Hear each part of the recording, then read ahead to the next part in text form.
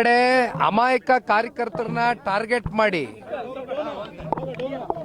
ಯಾರು ಈ ಪ್ರಕರಣದಲ್ಲಿ ಶಾಮೀಲಾಗದೇ ಇರತಕ್ಕಂತ ವ್ಯಕ್ತಿಗಳು ನಿರಂತರವಾಗಿ ಕ್ಷೇತ್ರದಲ್ಲಿ ನಡೀತಾ ಇರತಕ್ಕಂತ ಲೋಪದೋಷಗಳ ಬಗ್ಗೆ, ಸರ್ಕಾರದಲ್ಲಿ ಆಗ್ತಾ ಇರತಕ್ಕಂತ ತಪ್ಪುಗಳ ಬಗ್ಗೆ ಎತ್ತಿಡಿದು ಮಾತನಾಡ್ತಕ್ಕಂಥ ಕೆಲವೊಂದಷ್ಟು ವ್ಯಕ್ತಿಗಳನ್ನ ಟಾರ್ಗೆಟ್ ಮಾಡಿ ಇವತ್ತು ಅವ್ರನ್ನ FIR ಹಾಕಿ ಇವತ್ತು ಸುಮೋಟೋ ಕೇಸ್ ಹಾಕ್ತಕ್ಕಂಥ ದೊಡ್ಡ ಅಪರಾಧ ಇವತ್ತು ಯಾರು ಏನು ಇಲ್ಲಿ ಮಾಡಿಲ್ಲ. ತಮ್ಗಳಿಗೂ ಗೊತ್ತಿದೆಯಣ್ಣ ಮಾಧ್ಯಮದವರಿಗೆ. ಆದರೆ ಇದು ಟಾರ್ಗೆಟ್ ರಾಜಕಾರಣ ನಡೀತಾ ಇದೆ.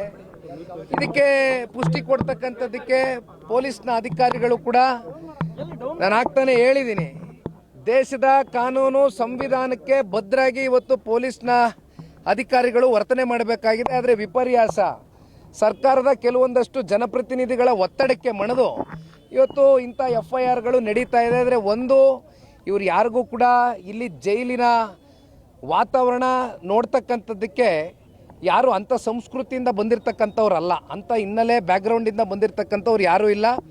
ಅವ್ರ ಕಣ್ಣಲ್ಲಿ ಒಂದು ನೋವಿದೆ, ಅವ್ರ ಕಣ್ಣಲ್ಲಿ ಒಂದು ಭಯವೂ ಕೂಡ ಕಾಡ್ತಾ ಇದೆ. ನಾನು ಇಲ್ಲ ಅಂತಕ್ಕಂಥದ್ದು ಹೇಳೋದಕ್ಕೆ ಇಚ್ಛೆ ಪಡೋದಿಲ್ಲ. ಯಾಕೆಂದರೆ ಯಾವುದೇ ಒಬ್ಬ ಒಳ್ಳೆಯ ಬದುಕನ್ನು ಕಟ್ಕೊಂಡಿರ್ತಕ್ಕಂಥ ವ್ಯಕ್ತಿ, ಗೌರವಯುತವಾಗಿ ಜೀವನ ಮಾಡಿರ್ತಕ್ಕಂಥ ಒಬ್ಬ ಸಾಮಾನ್ಯ ಪ್ರಜೆನ ಈ ರೀತಿ ಟಾರ್ಗೆಟ್ ಮಾಡಿ ನೀವು ಒಳಗಡೆ ಹಾಕಿದಂಥ ಸಂದರ್ಭದಲ್ಲಿ ಅವನಲ್ಲಿ ಮತ್ತು ಅವರ ಕುಟುಂಬಸ್ಥರ ಮೇಲೆ ಯಾವ ರೀತಿ ಒಂದು ಆಘಾತ ಉಂಟಾಗಿದೆ ಅಂತಕ್ಕಂಥದ್ದು ಅವರಲ್ಲಿ ಒಂದು ಭಾವನೆಯನ್ನು ವ್ಯಕ್ತ ಆಗಿದೆ.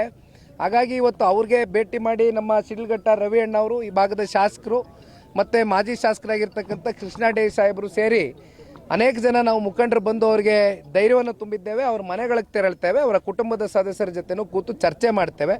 ಒಟ್ಟಾರೆಯಾಗಿ ಅವ್ರ ಧೈರ್ಯ ತುಂಬತಕ್ಕಂಥದ್ದಷ್ಟೇ ಅಲ್ಲ, ಅವ್ರ ಮನೆ ಮಕ್ಕಳನ್ನ ಅತಿ ಶೀಘ್ರದಲ್ಲೇ ವಾಪಸ್ಸು ಅವ್ರಿಗೆ ಮನೆಗೆ ಕರ್ಕೊಂಬರ್ತಕ್ಕಂಥದ್ದಕ್ಕೆ ಎಲ್ಲ ರೀತಿಯಾದಂಥ ಕಾನೂನಿನ ಅಡಿಯಲ್ಲಿ ವ್ಯವಸ್ಥೆ ಇದೆ, ಕೆಲಸ ಮಾಡ್ತೇವೆ.